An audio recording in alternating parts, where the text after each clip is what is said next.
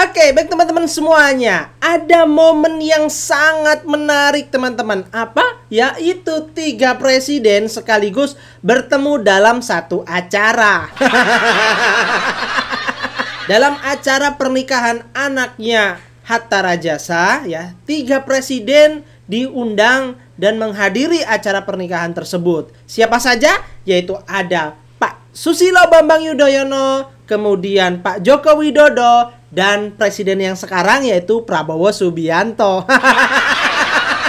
Bentar bang, kok cuman ada 3? Kan presiden kita yang masih hidup dan masih sehat sekarang kan ada 4. Siapa emangnya satu lagi? Siapa ya? Coba, lupa. Siapa ya? Yang itu loh, ketua Partai Banteng. Yang mana? Yang katanya pengen ketemu dan buatin nasi goreng Pak Prabowo. Siapa sih? Itu loh, jangan pura-pura lupa toh. Yang itu. Oh, Ibu Megawati. Iya. Kok nggak ada di acara itu ya bang? Kenapa ya? Ya nggak tahu, kok tanya saya. Mungkin sudah diundang tapi nggak datang, atau memang nggak diundang. Kemungkinan emaknya nggak datang sakit atau pusing. Mikirin elit-elit partainya itu ya kemungkinan akan terseret kasus-kasus korupsi yang lainnya. Pusing makanya sakit nggak datang. Kayak pelantikan Pak Prabowo kemarin kan nggak datang alasannya sakit. Oke baik teman-teman semuanya ya, seperti apa keseruan dan kelucuannya menurut Opung Parbelak teman-teman ya. Makanya teman-teman tonton sampai selesai biar teman-teman tidak gagal paham, oke? Kalian tengok dulu video ini. Hah? Udah? Ada yang angin. Ada yang kebakaran jenggot. Ada yang kepanasan. Kesurupan. Plus kesetanan. Kemarin kan ada yang bilang bahwasanya Pak Prabowo dan juga Bapak Jokowi udah nggak kelihatan harmonis lagi. Nah inilah bentuk ketidakharmonisan itu. Aduh Bapak Prabowo. Bapak Prabowo ini nambah stres orang sana loh Pak. Pertemuan dengan partai PDIP Bapak tunda-tunda, ke pernikahan Bapak bisa. Ini ceritanya gimana Pak? Berarti ini seolah-olah Bapak ingin mengatakan bahwasannya pernikahan ini lebih penting Bapak hadiri daripada perjumpaan dengan Megawati dan PDIP. Very good. Very good. Excellent. Gitu dong. Ya kan, coba bayangkan kalian, sebuah pertemuan dengan partai besar dianggap tidak penting. Nggak sempat. Tapi ke acara pernikahan sempat. Jumpa pula dengan Bapak Jokowi. Iya. Bagi yang paham ya, bagi yang paham relationship atau hubungan atau friendship persahabatan, yakin nggak kalian Bapak Jokowi sama Bapak Prabowo ya cuman basa-basi waktu di pesta itu? Enggak yakin aku. Orang ini sebelumnya udah pasti telepon-teleponan.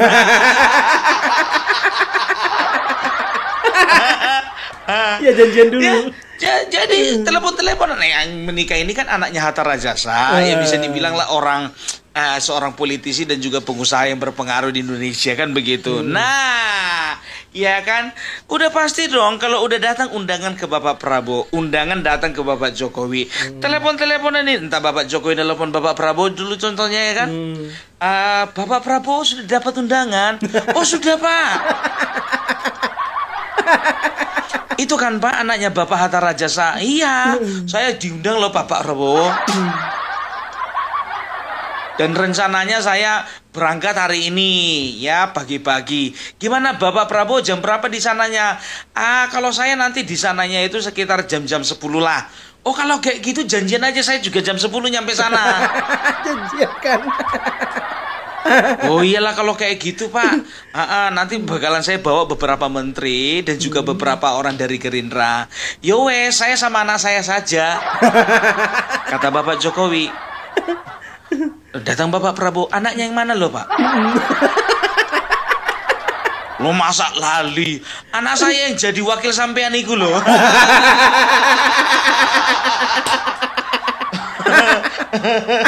Ya, akhirnya mereka datang bersama-sama. Itu makanya aku bilang, ya kan, orang ini kan selalu mengatakan bahwasanya Bapak Jokowi itu sudah tidak dihargai lagi. Bapak Jokowi, siapa Faisal Asegaf yang sampah bilang sampah? Jokowi sampah, Bapak kau sampah, kurang ajar.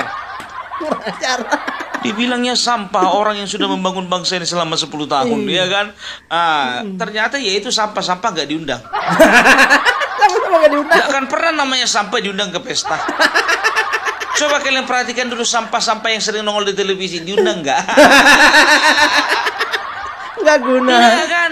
Mana mungkin sampah disatukan dengan mutiara? Itu dia. Jadi sudah tahu yang mana kualitas sampah sesungguhnya. Sampah sesungguhnya. Ya, yang ini lagi. Kalian tengok dulu ya. Lihat lagi ya, lihat lagi.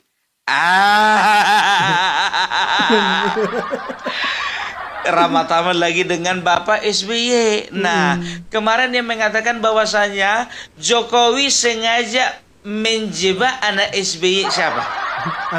Lewat kasus pagar laut siapa? Sudah makanya aku bilang kalian itu jangan pernah percaya dengan informasi-informasi yang tidak jelas. Apalagi kalau yang menyebarkan informasi itu RT 16 RW 24. Aduh. Coba kalian tengok kedatangan Bapak Joko Widodo disambut dengan beberapa orang terhormat. Rata-rata sih orang terhormat situ. Iya kan? Ada Menteri Dalam Negeri, ya, ada Menteri KKP, ada Khairul Tanjung dan lain sebagainya. Kalian coba perhatikan dulu ya. Kebanyakan dari menteri-menteri itu bersikap masih hormat kepada Bapak Jokowi. Hormat. Karena apa ya? Mereka dulu ada di kabinet Bapak Jokowi juga. Iya, itulah namanya keberlanjutan.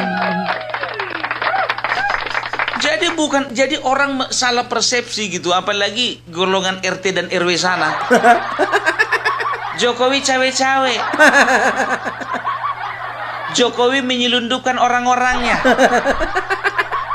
Jokowi membawa geng Solo. Itulah informasi dari geng Yaman. Ya namanya keberlanjutan. Lihatlah sekarang ya. Tidak ada hubungan yang seharmonis antara presiden sebelum dan setelah. Belum pernah ada. Ya, belum pernah ada. Ya, satu-satunya hubungan ya presiden dan mantan presiden sebelumnya yang paling harmonis ini adalah hubungan Bapak Prabowo dan juga Bapak Jokowi. Kalian tengok dulu ya, waktu kemarin ya, katakanlah Bapak Soeharto dia lengser ya kan, diserahkan kepada wakilnya Bapak B.J. Habibie. Bapak B.J. Habibie tidak berminat lagi ya. Setelah itu ya reformasi masuklah Gus Dur. Coba kalian kita mulai dari Gus Dur ya. Gus Dur peralihan dengan Megawati ada harmonisnya. Nggak ada. Kayak mana mau harmonis pun, kau pun kayak nggak tahu aja. Nggak ada harmonisnya. Kalau orang lain sana bilang kudeta, sabotase. Orang sana. Ya kan? Setelah itu ya, setelah selesai dari Megawati ke SBY, ada harmonisnya? Enggak ada. Ada nggak? Ya. Mana ada? Boro-boro sampai sekarang nggak bisa jumpa orang itu. Nggak bisa ketemu. Bagaikan minyak dan air, api dan es batu, bawang merah, bawang putih. Beauty and the Beast.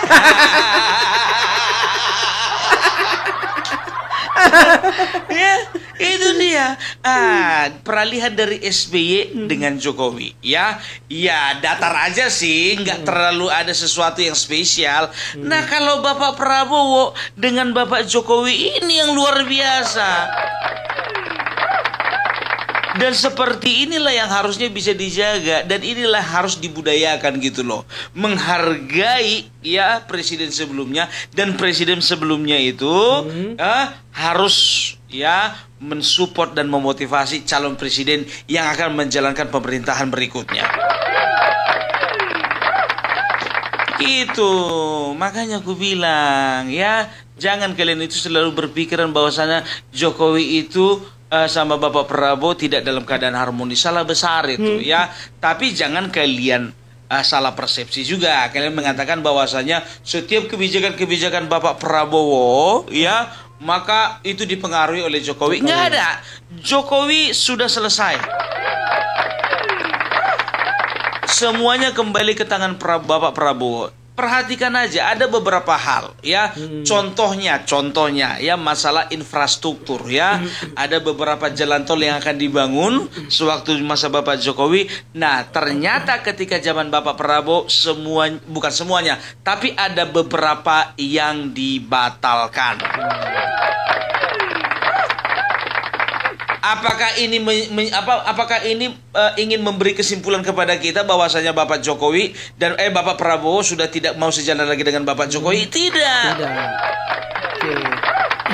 Ya, tapi Bapak Prabowo mungkin kalau Bapak Prabowo, beliau itu fokusnya beda dengan Bapak Jokowi. Kalau Bapak Jokowi kan fokusnya kemarin infrastruktur, berpendapat bahwasanya infrastruktur yang baik ya itu akan memberikan efek yang baik kepada perekonomian rakyat. Nah, mungkin menurut hemat Bapak Prabowo ya, infrastruktur sudah cukup dan beliau fokus kepada pembangunan sumber daya manusia. Tapi ini bukan artinya beliau itu jadi semua apa yang dilakukan Bapak Jokowi dia cancel, dia batalkan, tidak kan? Tapi bagi dia, menurut dia ya namanya sebuah pemerintahan, namanya sebuah pemimpin. Tidak ada seorang pemimpin dan juga sebuah pemerintahan yang betul-betul perfect, sempurna 100%. Kita nggak tahu ke depannya, mana tahu Ganjar Pranowo jadi presiden. Oh, ini makan gratis ini sudah perlu dievaluasi. Dia bikin jadi internet gratis. Ya kita nggak mesalahkan juga kan. Iya. Setelah habis masanya si Ganjar Pranowo contohnya, masuk lagi ke masanya Anies Baswedan. Ibu-ibu hamil diberikan tunjangan. Beradulah hamil semua ibu-ibu yang ada di Indonesia ini. Tadinya ada program KB keluarga berencana hanya 2 anak saja, ini jadi 5 anak 1 rumah. Lumayan tunjangan. Lumayan. Kan begitu. Jadi setiap presiden ya itu memiliki kebijakan masing-masing, walaupun ya mereka itu keberlanjutan ya sama di dalam sebuah badan, sebuah perusahaan, sebuah korporasi. Seorang pemimpin itu pasti dia mempunyai sasaran-sasaran tersendiri gitu. Jadi jangan diterjemahkan sebagai perpecahan antara Bapak Jokowi dengan Bapak Prabowo. Kan goblok. Dikit-dikit Jokowi Prabowo tidak harmonis. Dan tahu enggak kalian, di antara sekian banyaknya pejabat-pejabat dan datang dan orang-orang besar, yang paling menarik perhatian itu adalah kehadiran Yusuf Kala. Iya. Ngapain lah kawan ini hadir? Pikirku begitu kan? Setelah ku teliti, rupanya anaknya Hatta Rajasa menikah dengan cucunya Yusuf Kala. Oke. Rashid Rajasa dan Tamara Kala. Oke, cucunya. Oh iyalah, datanglah cucunya ke nikah, masa nggak datang? Iya, ya walaupun dia bukan seorang pejabat, ya namanya cucu, namanya kakek, ya pasti datanglah kalau cucunya nikah. Tapi mama yang satu itu kok nggak datang ya? Mana? Mak kemana mak? Atau aku yang ketinggalan informasi, Mak? Tapi kurasa ini Bapak Prabowo ini jujur aja lo gue bilang ya, mungkin dia cari-cari informasi nih ya, ditanya lah itu bagaimana Megawati datang enggak, ditanya sama panitia acara kan.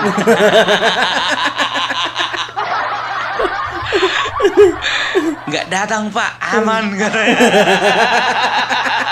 Atau nggak diundang Ya, jadi nggak datang lah Megawati ini, makanya datang ini Bapak Prabowo dengan leluasa kan begitu. Kalaupun datang Megawati, ditanya itu sama panitia jam berapa dia datang. biar nggak barengan Loh gitu. kenapa rupanya Pak? Kalau datang dia jam 10, aku datang jam 2.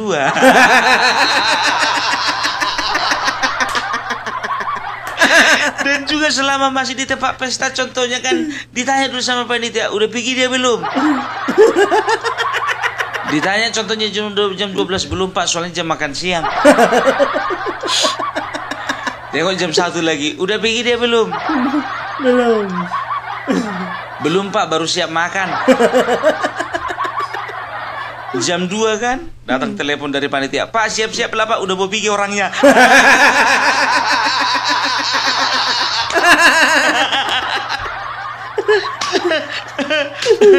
Aduh, takut kena lobby kali. Aduh, atau panitia nggak mau mengundang Megawati karena apa? Ya kan? Karena apa namanya? Tahu orang itu kalau datang Megawati nanti Bapak Prabowo nggak datang ini. Bisa jadi. Lebih terhormat lah pesta ini dihadiri seorang presiden daripada sekedar ketua umum.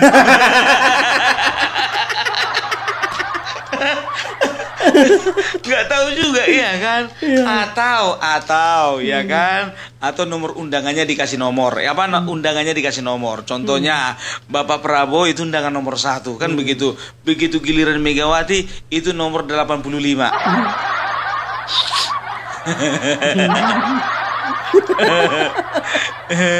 Jadi mana yang VIP dan mana yang VVIP? Soalnya kemarin pernikahannya anak Akbar Tanjung, walaupun Jokowi datang, Megawati juga datang. Cuman kan timingnya kan berbeda mungkin, ya kan? Tapi ini kok kayaknya aku nggak dengar beritanya, atau aku ketinggalan berita. Tolong dulu koreksi. Itu dia, ya. Jadi kalau bisa dikatakan, ya, semuanya sedang dalam baik-baik saja. Yang nggak baik-baik saja itu mulutnya Ferry Amsari, mulutnya Loki Gerung, mulutnya Faisal Asgaf, mulutnya Koni. Ya, Koni nggak diundang. Mana tahu aku. Kok kalian tanya sama aku Koni diundang atau enggak? Udah gue bilang ini acara orang terhormat, sampah gak diikut sertakan. Ya, ingat, apa kata Faisal Asgaf? Bahasa umum. Bahasa umum. Bahasa umum. Orang yang tidak punya, yang tidak ada gunanya terhadap bangsa ini sama sekali sampah. Betul. Setuju. Oke, tidak ada gunanya, paling tidak bikin rusuh. Jadi orang yang bikin kotor bangsa ini namanya sampah. Kami ini kritikus loh, Bung. Kata Faisal Asgaf contohnya. Iya kritikus, tapi kritikusmu itu kualitasnya itu berbeda dengan kritikus yang lain. Adi Prayetno itu kritikus, ya. Setelah itu Renal Kasali itu kritikus, walaupun dia itu lebih condong ke ekonom. Tapi mereka itu kritiknya itu berimbang. Ya walaupun Renal Kasali agak kesini udah agak miring sedikit gitulah. Jadi mana kritikus-kritikus yang memang betul-betul tidak menghancurkan, ya itu aja yang kita dengar. Tapi kalau yang kayak gini perasaan kritikus, nggak punya kualitas, otak sampah, masa depan suram. Nah, itu nggak perlu nggak perlu dihiraukan itu, ya kan. Sekarang begini, kita lihat dulu apakah bagaimana tanggapannya Rocky Gerung dan kawan-kawan ya melihat bagaimana mesranya Bapak Jokowi dan Bapak Prabowo. Ya, pasti ada berita-berita lagi yang lain itu. Bapak Prabowo menyembunyikan kekesalannya dan kebenciannya kepada Jokowi dengan sengaja beramah tamah. Majalah Tempe pasti bikin kayak gitu, nanti lihatlah. Jadi sini sudah jelas kedatangan Bapak Prabowo ke pesta tersebut berbasa-basi dengan Bapak Joko Widodo, berkomunikasi mesra dengan Bapak Joko Widodo, menandakan bahwasanya Bapak Prabowo dengan Bapak Jokowi masih dalam hubungan yang harmonis, kan begitu ya. Tapi sekarang begini ya, ini juga mengkonfirmasi bahwasanya kenapa beberapa kali acara PDIP yang penting ya, termasuk acara ulang tahunnya Megawati, Bapak Prabowo cuma ngirim bunga nggak mau datang ya, sementara ini pernikahan Bapak Prabowo mau datang. Karena apa? Ternyata kemungkinan besar Bapak Prabowo sampai saat ini berusaha untuk menghindari pertemuan dengan PDIP. Tapi PDIP akan selalu memframing bahwasanya mereka sedang mereka sedang mengatur jadwalnya, mencari hari yang cocok, menyesuaikan dengan jadwal masing-masing.